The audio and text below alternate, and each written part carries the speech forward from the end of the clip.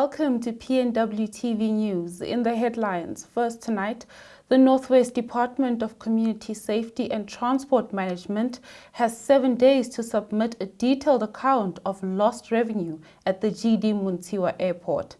And an 8-year-old child is kidnapped from her home in Heidelberg.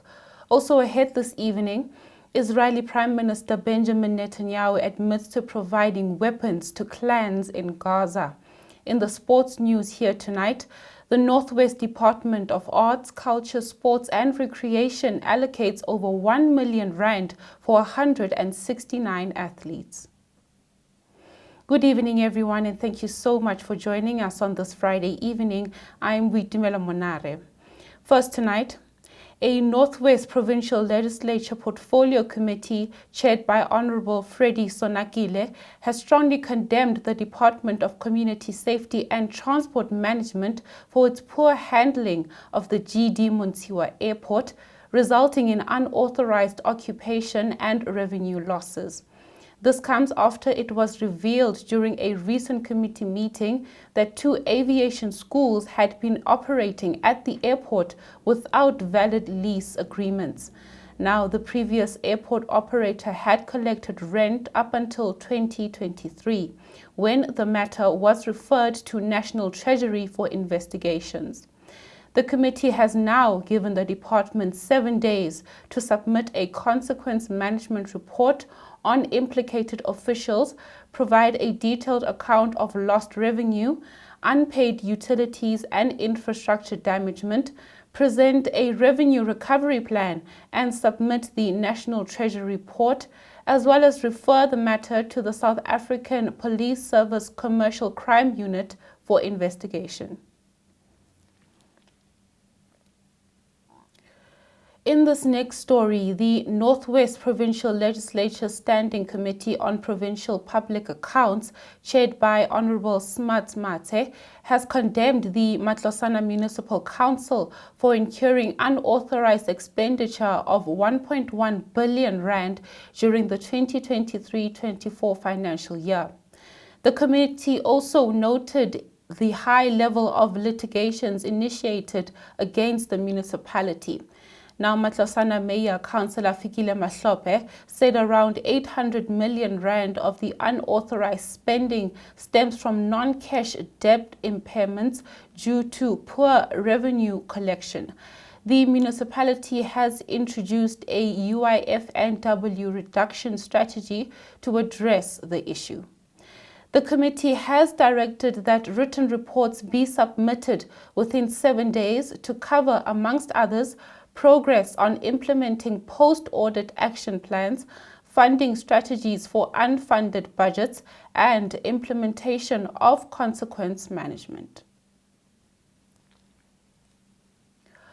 Now, in Gauteng, a Heidelberg family is pleading for the safe return of their daughter. Umphile Sibilwane was kidnapped from her home in Heidelberg on Thursday.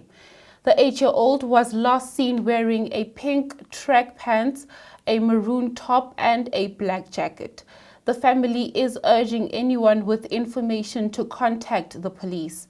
Now, this comes as the country marks Child Protection Month and the country deals with a scourge of missing children cases. Now, with that, let's get the international headline.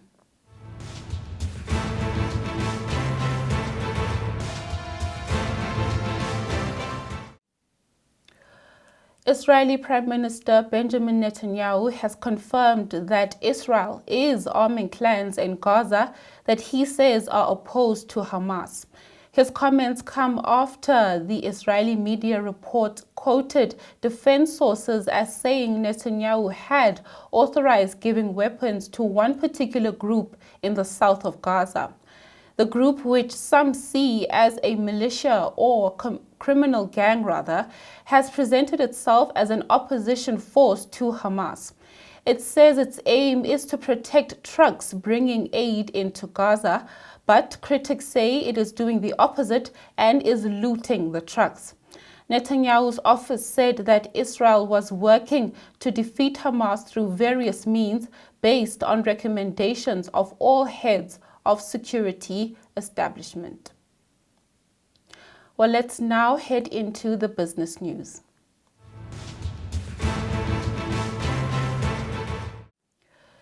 A staggering 115% increase in personal income tax would be required to fund the National Health Insurance Scheme. This is according to economic modeling by Genesis Analytics.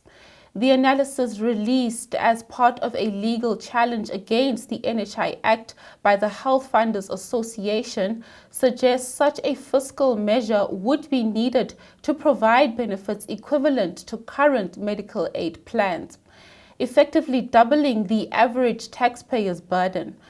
Now, critics argue that with the government already facing a high public sector wage bill, which the National Treasury has previously admitted is crowding out spending on service delivery, the additional tax burden for the NHI is unsustainable and could trigger a significant exodus of taxpayers and skills, further jeopardizing the nation's economy.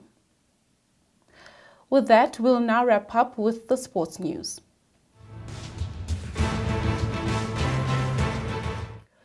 In the sports news, Pretoria will host an all-South African Vodacom United Rugby Championship semi-final on Saturday at 6:15 p.m. The Vodacom Bulls face the Hollywood Bets Sharks at Loftus Versfeld. Now, despite the Vodacom Bulls' statistical advantage in attack and defense this season, having scored 124 more points and conceded 32 fewer, both teams have focused on key improvements, with the Bulls addressing defense after their match against Edinburgh and the Sharks aiming to convert scoring chances after their game against Munster. Meanwhile, the other semi-final will see Leinster battle defending champions Glasgow Warriors in Dublin. This will be at the Aviva Stadium at 3:45 p.m. Now, in more sports news, the Northwest Province has showed its support in preparations for the 98th Comrades Marathon scheduled for Sunday, the 8th of June in KZN. The Department of Arts, Culture, Sports and Recreation has allocated over 1 million rand to support 169 local athletes, providing essential logistical assistance such as transportation, accommodation and meals. The 169 athletes represent all 4 districts of the province, with a significant number coming from disadvantaged communities. The Northwest, known for its ultra-marathon success, is confident in its runners, with MEC Heidelberg praising local champions like Andrew Gelehe, Gift Gelehe and Edward Mutibi.